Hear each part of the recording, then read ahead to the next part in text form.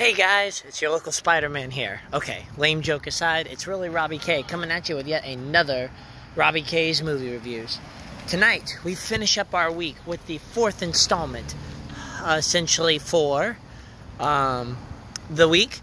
Coming at you after Comic-Con and a little tired from doing it, we have got to finish off with none other than the legendary Liam Neeson's latest flick, Cold Pursuit. But again, before we get into that, let's kind of explain the ordeal. First of all, welcome to Robbie's Movie Reviews, another review channel here on YouTube. Tonight, we go through essentially this. We talk about the trailer, no spoilers that aren't already in the trailer, to kind of give you an idea of what it looks like.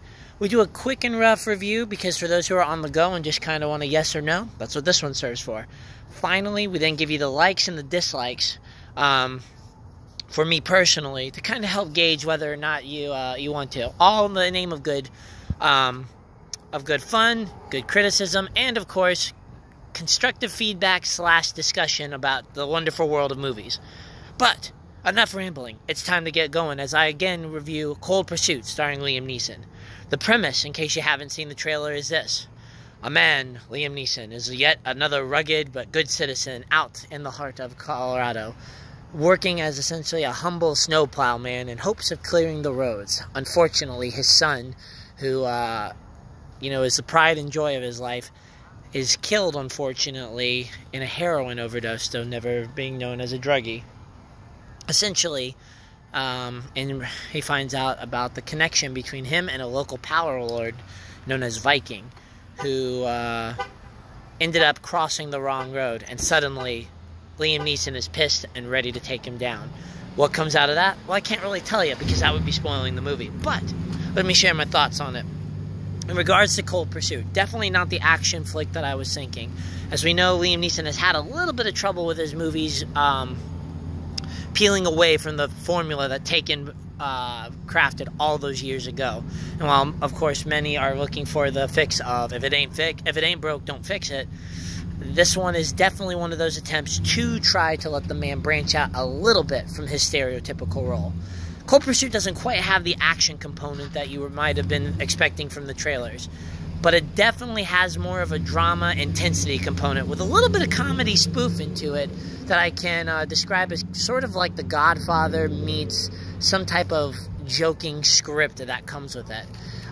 Funny at times, and of course full of that hard-on edge that we've seen Neeson bring. It brings about a lot of crime drama components that may be entertaining to some, but if you're going in here expecting him to pull out his Brian skills all over again, you're going to be a little bit disappointed in this film. Pace is not necessarily going to be the best for everyone, given that what was essentially a 2-hour runtime, maybe a little over, felt a little slower to me than what I've seen in the past. But again, you're looking at some actual astounding acting, some really good kind of soap opera dynamics, and bringing with it, again, a unique vision into kind of the world that Liam Neeson has kind of had himself fall in all those years ago. Now, again, nothing is set in stone, and of course, there's always a unique aspect that I appreciate. But if you're looking for that action kind of crime flick that we saw a long time ago, or that's kind of become his carbon copy, you're not going to probably be quite as entertained. But if you're ready to go in there for a drama and kind of a spoof on some things and enjoy some darker humor, this film's going to be the one for you. So, is it worth a trip to the theater? This is very tough to kind of call for. Of course, I always encourage theater visiting if you're really wanting to see something. I'm going to say that for right now, this one is probably best left for the home viewing entertainment, in my opinion. A little bit of special effects goes a long way, but not enough to say, yeah, that's the action craving I've been looking for the theater. Nevertheless, that's kind of where the review ends in the quick and dirty one. If you're out of here, thanks again for checking in. The scores, before I forget, are essentially in its genre of probably action, crime, drama. I'm going to give it a 6.5. In terms of movie overall, for me, it's probably staying in the 6.5 range as well. Not my favorite of his movies, but again, not bad. And I like to say that a lot, but that's also because I'm trying not to look at the negative aspects that sometimes come with it.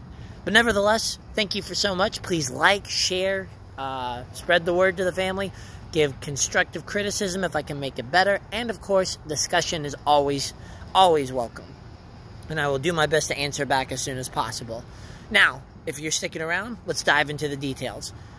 From the likes, here's where we come in. Liam Neeson, he's a great actor. He knows how to play this role, and he plays it pretty much to the key. If you want the grudge, hard on life, bitterness, you've got it in this one. And it takes an all-new shining to it, again, in this new direction. The direction myself, as I said, is entertaining, and if you can open up the ideas of not having the action flick, you're going to appreciate it, and that's what I kind of liked, is that they did surprise me by the direction they went. The comedy, while darker, and I'm not saying uber dark, but just a darker sense of humor, was really funny when you look at the grand scheme of how tense this movie was, and the dynamics that you see in the forms of all the characters that were involved. Awesome in terms of kind of establishing a long-time crime drama that we see on ABC Family, or ABC and NBC dramas is what I'm trying to say. It's like trying to get a whole bunch of episodes into one, and I actually have to give them props because I felt very well connected in this very convoluted web of lies, deceit, and business, as they call it. It brought with it a number of kind of taxing issues into this world, but also making sure to use that comedy to brilliantly kind of bring a grandiose spin and nature to it that is humorous to watch, and also kind of point out the ridiculousness that sometimes a genre can take in the grand scheme of things. But again, it works, and the relationship of all the characters working together and establishing these kind of interconnected, convoluted webs makes for the good crime drama mystery part of it. In addition, there is one heck of a finish ending to it, at least not maybe the last 6 minutes, because that's going to be more of a comedy twist, but definitely the ending finally gives you that little bite and vigor that you were looking for. Good cinematography makes for you to feel like you're stuck out in a very harsh kind of crime-filled one, using filters, camera techniques, and correct angles to really establish the Godfather aspect. So kudos to them on there.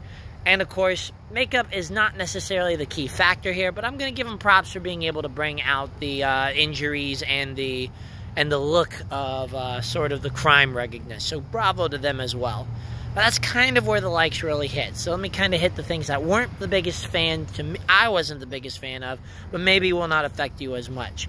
First of all, the pace. When it comes to a Liam Neeson movie, you know, Taken set the bar high. Episode 1 did its job. And you've got a couple of others that are certainly suspenseful, that keep you on the edge of your seat, so that 2 hours flies by as if it was merely one. This one didn't quite do that for me. The spoof and drama are there, but it is essentially a little slower pace than I myself am used to with it, and that made it difficult. But again, I could be coming off of the vibe of just finishing up a 6-hour marathon at Comic-Con, hence the drawn-on beard. Thanks, Mary. Anyway, when we come down to it, we've also got the, I guess what's the word I'm looking for? We've got the fact that I was also wanting more action, and that taste at the end was brilliant, and it's kind of where I thought it was going to go. But I really wanted more of it, or at least maybe not so much to become another Taken, but hopefully to speed it up a little bit, because the pace is going to be something you kind of hear. The ridiculous comedy aspect again works, and I can't necessarily say that it was overused too much, but there is a slight point where some of these characters that they had sort of introduced were very, they went down a different path, and some of them worked and some of them didn't for me. Especially when you start tying in the second component, which, again, I don't want to reveal anything, but the second component that's introduced about midway through is both something I like and something I felt was unnecessary, given, again, the way the trailers went. It's a kudos to surprise, but also a kudos to being a little overstretching, especially, again, when you get to the end. But that's where the spoof part of it comes from. I guess the biggest dislike that I have is that there were some key characters that I was hoping were going to have a little more integration into it. Perhaps I should say at the beginning with the whole son thing, even though we already revealed it in the trailer, a little more establishment of bonding with him to really kind of feel that effect. Same thing sort of coming up with another person that they connected to, not really the best character utilization. The police, they did a good job, which you do see in the trailer, but I was again hoping for a little more cat and mouse game to kind of help out with this. But I can't say that those are the least favorite underutilized characters. The biggest one was Laura Dern. That woman is a fantastic actress. And again, for the little that they used her for, I should say the little significance that they used her for, she did well. But why would you not let one of the queens of acting get some more time in and utilize that character very well? Not entirely sure. Now, of course, this is no spoiler in any regards. After all, you've got people on there who could be in there in the whole movie and not really get utilized. So I kind of feel that that was the case here. But still, the Laura Dern aspect, I really was hoping for much better, I guess, use of her character than what they did in it. Overall, like I said, the movie is fun. The movie I shouldn't say fun, but the movie is dramatic. It's a spoof that will have you laughing if you appreciate dark humor that's a little drier. But you will certainly always get on board with Liam Neeson doing his usual tricks. Just don't quite expect it to the same maximum force that we've come to know him for over the last decade.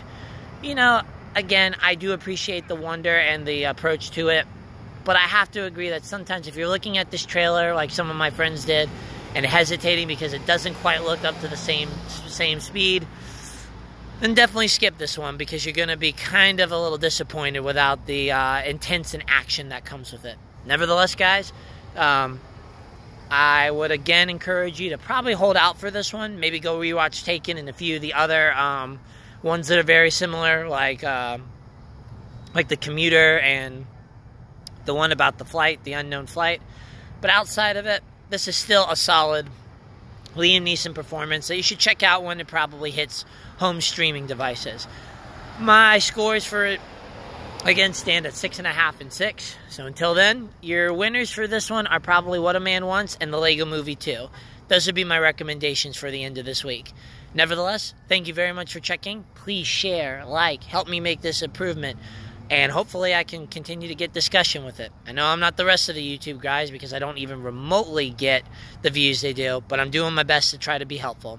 Until then, guys, Robbie K signing out. Peace.